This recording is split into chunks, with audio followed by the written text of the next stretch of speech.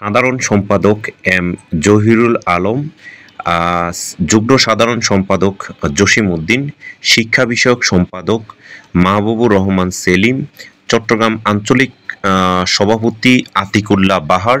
এবং ঢাকা আঞ্চলিক জোনের সভাপতি সাইফুল ইসলাম কামরুজ এবং ভোলা জেলা আঞ্চলিক কমিটির সভাপতি মাওলানা ওবায়দুর রহমান এবং বিশিষ্ট শিল্প উদ্যোক্তা আবদুল্লাহ আল ইসলাম সোহাগ এবং সাবেক অতিরিক্ত সচিব আব্দুল ওহাব খান এবং বৈষম্য বিরোধী ছাত্র আন্দোলনের কেন্দ্রীয় কমিটির সদস্য রাসেল মাহমুদ উপস্থিত ছিলেন। এ সময় প্রধান নির্বাহী কর্মকর্তা যিনি জনাব রফিকুল ইসলাম, তিনি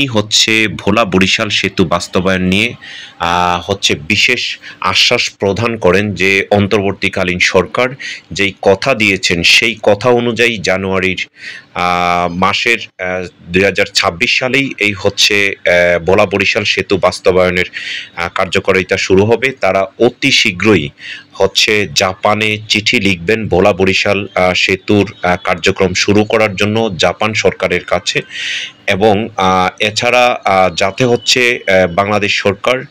এই পিপিপির মাধ্যমে এটি যাতে বাস্তবায়ন করার সিদ্ধান্ত নেয় এবং বিনিয়োগ বোর্ডের মাধ্যমে এটি পর্যবেক্ষণ করে তথা বিনিয়োগ বোর্ডের মাধ্যমে এখানে যাতে কোনো বিনিয়োগ করা হয় সেই বিষয়টি তারা খেয়াল রাখবে।